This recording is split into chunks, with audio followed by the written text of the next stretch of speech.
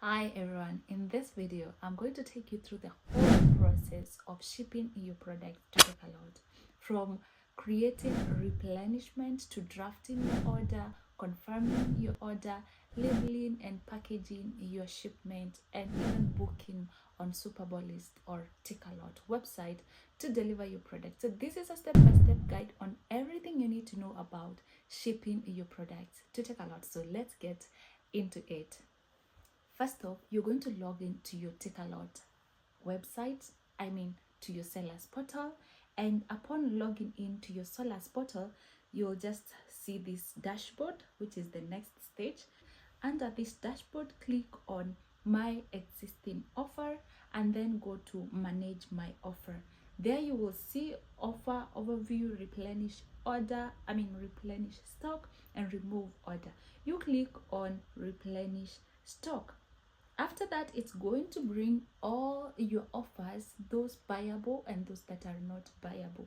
Buyable offers are the offers that you have either put on lead time or in stock. When you are in stock, but you have not put the prices of your item, it will still appear as not buyable. And for example, if you run out of stock and you still want your order to appear as buyable, you just activate lead time. So this is everything you're going to find, all your offer, both buyable and not buyable. And then you want to decide which shipment you want to send. So it's gonna show you Cape Town and Joburg DC. You click on Cape Town, Joburg, how many do you want to send? For example, you want to send five of these, or whichever the number that you want to send. Please note that at times they will not allow you to send so many units to the DCs. This is because they don't want you to take to their warehouse a lot of shipments that they are not going to sell. So if there is not enough demand, then you're gonna see something like this, just showing you that you are not allowed to send to that DC. So it limits you to the number of units that they feel or they think is sufficient for that specific DC. You can actually at times be not allowed to send even a single piece in any of the DCs. Like this order here is not allowed to send anything. Anyway, so you go ahead and put the number of units that you're sending. I've put 5 sending to Cape Town and to Joburg DC. After that, you go ahead and create a draft shipment. So you just click on create shipment, then say click create draft shipment. Once you have your draft shipment, it's gonna bring to you this module. Go ahead and click on that specific shipment, that is the draft that you have created, and then you will be able to print the labels for your product. By the way, you can create labels also under Manage My Offer, but I love to create labels after I have confirmed the shipment. So click on that shipment, and then you're going to see the packing list, the labels, and if you want to add some more pieces, it's under more. At this point, you have not confirmed your order yet, but you are ready to ship. So you just highlight that specific one, and then you say download my packet, download my label. You need to have a 45 app printing paper that you will need to use to print the labels. If your 45 app label is already used, maybe 5 of them, you're gonna say that you have partially used 5 of them. In this case, I have not added anything, so it is appearing as 0. So it depends with the number of labels that you have already used. So you just click, for example, if you have used 20, click on 20, and then you click on download labels. So upon downloading, what you're going to notice with those labels is that they are going to start from number 20. So this is to say you have already used the 20 pieces, so it is starting from the 21st. So you go ahead now and print in your printer. You need to have a printer, or you can take it to the cyber and they will print for you. The setting for the printer must always not be fit to page. I always have it as custom and never fit to page. Anytime I have used fit to page, the labels will be out of their positions. So when I started, I had a lot of mistakes, or maybe I don't know whether it was my printer or my laptop, but I was really struggling to get it right with printing the labels. So this is how you label your products. If you're sending these earphones, for example, one thing you need to confirm is that the packaging is correct in terms of it cannot be removed, such that when you take it there, it will not have any issue. If the packaging is okay like this one, it cannot be easily removed, then you just go ahead and put your label. If the packaging is not correct, then you can put sellotape. Correct, I mean like it can be easily removed, maybe during in transit or even at the DC. You put sellotape all over the place, or you can add another packaging or another bag or something to make sure that it is intact and it is completely sealed.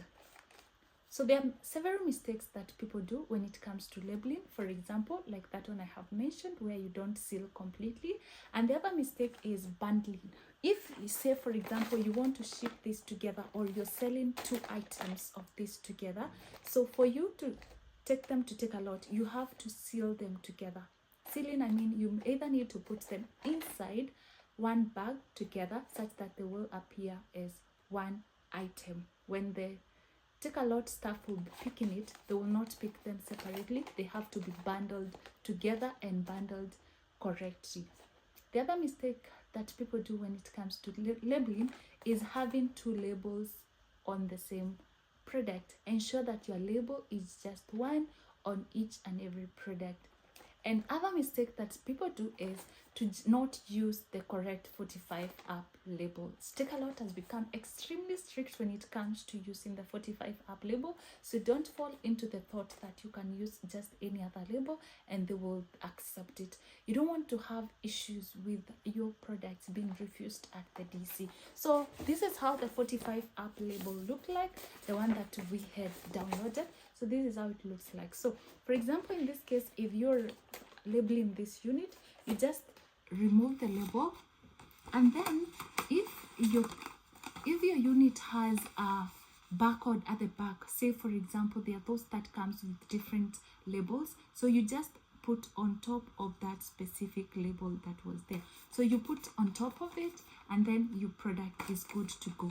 So you can label, you just go ahead and label all your product, those that are going to Cape Town and those that are going to Joburg.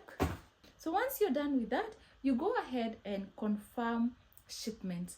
Upon confirming the shipment, this is to say you're not going to adjust anything with that shipment. It is okay, it is ready for delivery. So the next thing you need to do is to label the box. This is the box that I am using in this example that we are taking to Cape Town. By the way, I always reuse the boxes that I receive from my supplier, so you don't have to always get new boxes. So I'm gonna put the products inside, and then there's the 6 up label.